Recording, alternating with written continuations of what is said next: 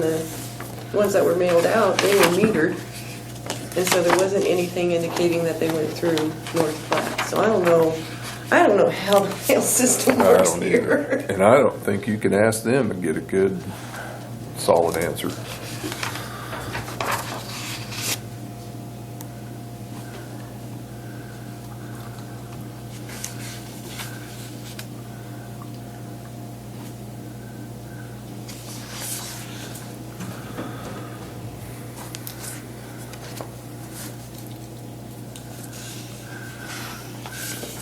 You sure we had this many employees? You won't have to do it next year. No.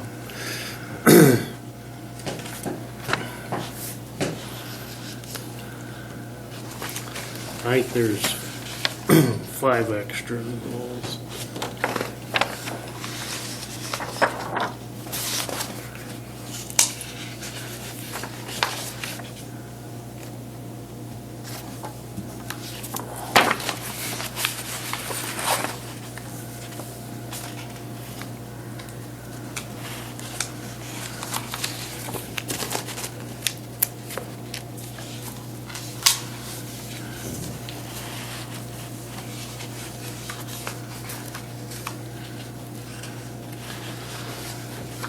Thing I've been dealing with last week is utilities. The state sends me the assessment on these utilities that are in this county, and about every year they screw something up and don't send it right or don't. But anyway, 2 utilities this week have called because they're assuming that the state has messed up and not sent us the valuation, left them off of that because they haven't received a statement. Yeah.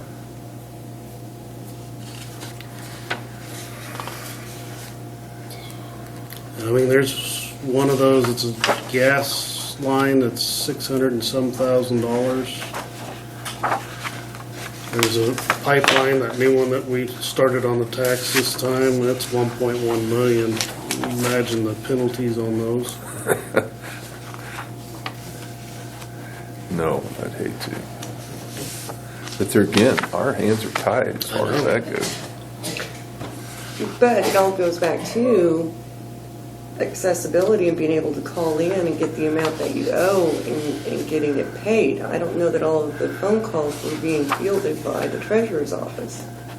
No, the one was S&T, and she was frustrated because she had called multiple times. She'd left multiple messages, but they're not answering their phone or answering the messages that are left on the phone. I feel sorry for Melba. She's probably catching a lot of flack. Probably. She has nothing to do with it.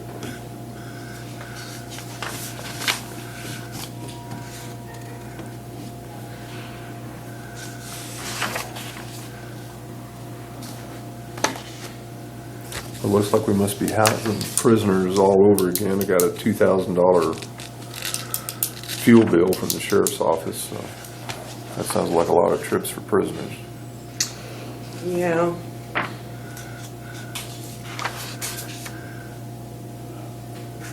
We got some in Goodland, some in Decatur, some in Atwood.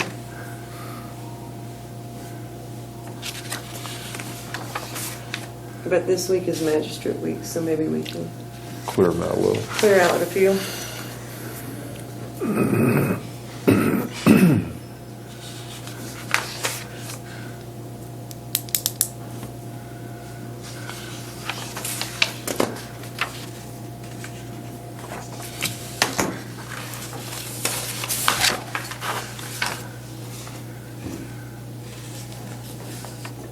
Wonder how many I missed. 5 extras, I hope.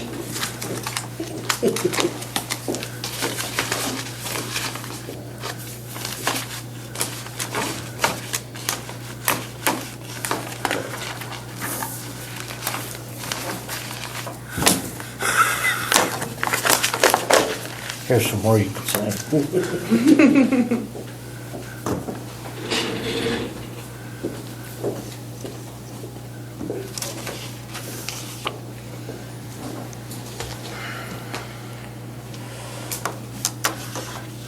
Well, that was good that Cody came in. Yeah. Well, you know, and I get the same thing too. People will ask me, and I'll be like, until we have, you know, concerned citizens coming to an open meeting, that, you know, it makes it difficult. It does.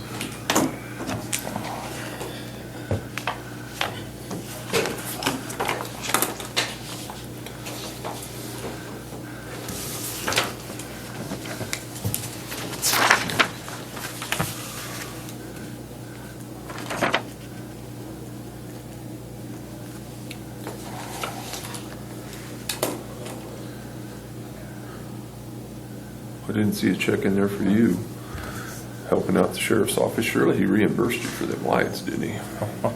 Yeah. Yeah.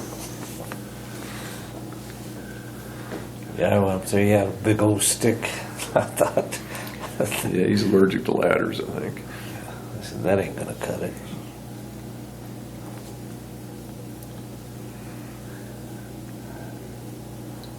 That was pretty funny.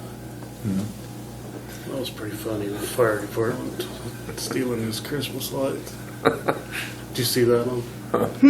Cody called. He put Christmas lights on his building over there. Sheriff's Right. building over there.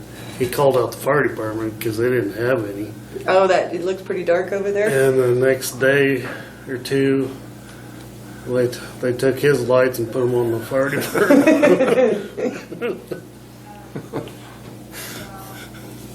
I had a string in Sworn there we don't for have him. him in jail for theft. They fixed this gate too, so the wind blew it down the other day.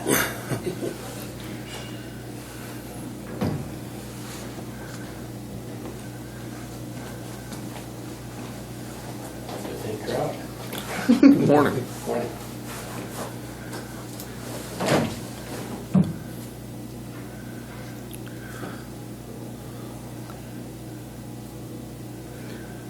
Concerned citizens were asked to be here at 8:30. Oh, okay. Well, that's what I read in the paper, knowing about the tax meeting. Is that correct?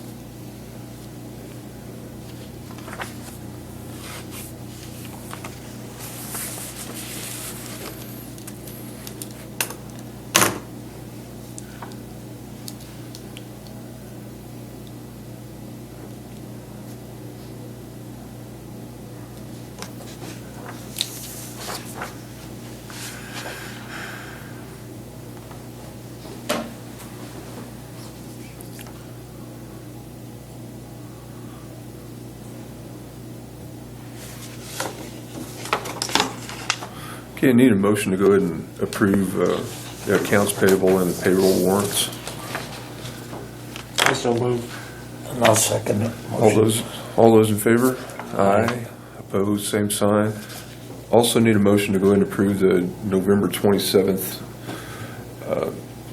commission meeting minutes. Motion to approve the December 22nd, you said? I mean, November 27th. November 22nd minutes. Okay. Second. All those in favor? Aye. Opposed, same sign.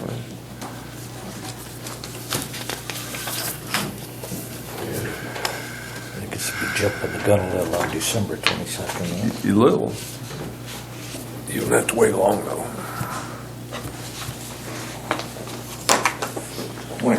Morning, Eric.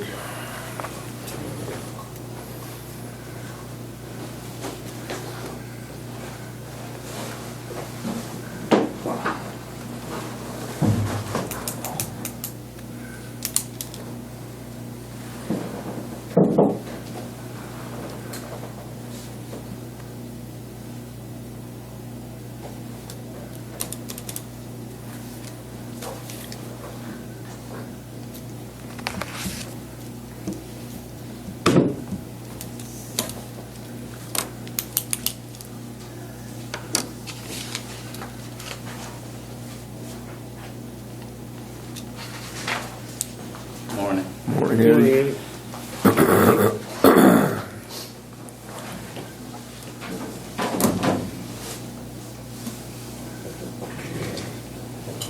How do you want me to start this? Just ask for concerns. Okay.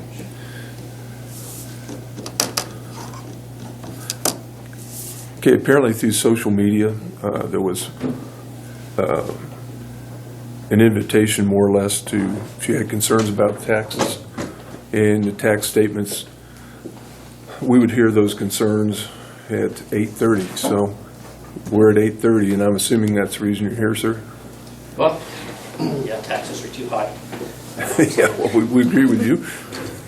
And I think part of the reason is that being new, I hear different things, don't know for sure, but the county operates a hospital, doctor's office, nursing home, long-term care. And that just doesn't work for governments to do. And trust me, when I tell you this, we would love for a private entity to come in here and take some of these off our hands, but that it's just not happened. Has it been put up for sale? Sure. Well, I don't know if for sale would be quite an accurate description, but as far as when we started doing the assisted living in the long-term, or the assisted living in the nursing home remodel, we would love to have somebody come up and said, yeah, I'd love to take this over. But it just did not happen. Take it over as management or take it over as ownership? Ownership. Because it's big business. Well, yeah, in the right settings, yeah. Well, I've only ever lived in rural areas, and there's more than enough people for a private individual to run that. So long as the price is correct. Yeah, well, yeah, I've lived in much smaller areas with a fully functioning. We've taken that over. That particular issue came up in a vote in 2011.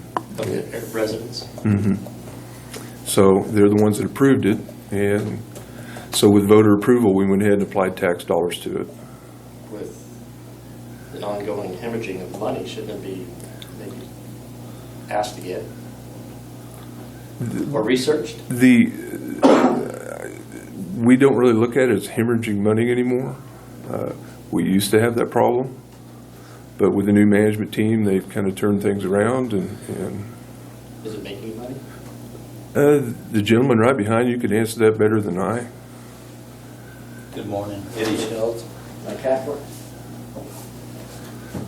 We have not utilized the full 6 mil equivalent this year. However, we have asked for that remainder to be rolled into capital improvements because we've got a boiler to replace and there's things like that ongoing. But we've got a waiting list on the assisted living and the long-term care. I think things seem to be going pretty good. So if it's full and there's a waiting list, and people are paid to stay there, why do you need tax dollars? Well, it costs a lot of money to run that place. which is exactly my point of getting rid of it. And letting a private company do it. Somebody that does it professionally, somebody that has other facilities, Well, share Mike, costs. one of the issues that we had is, we did reach out to companies to come in and take it over and run it. However, there wasn't anyone who was interested because the number of beds that were in the skilled nursing part were not enough for them to be interested in. And so that's why the commissioners and the PBC came up with this plan so that we could go ahead and have these facilities here and they be maintained. Now, as Eddie has indicated, they have not used the equivalent of that 6 mil. And so that is a first in a very long time that equivalent has not been used. So they are managing it quite efficiently, given the Well, I circumstances. would say not enough if it takes tax dollars to support it. Because it means everybody that doesn't stay there, doesn't live there, is paying for somebody to stay there. We pay our own medical. Sure, but you can make that argument for schools or a number of other things. I mean, Well, there's nobody going to come in a small community to pay for a school. There are places where there are private schools, sure. but in small communities you can't. But healthcare is an area that is proven time and time again that governments cannot run. I might add that Good Samaritan had owned that facility for over 50 years, and they left town. They didn't want to run this size, these small facilities, because they weren't making any money. Well, there is a cost. So There they- is a cost.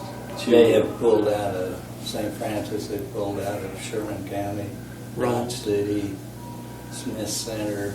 There's about 5 or 6 Good Samaritan facilities of this size that they have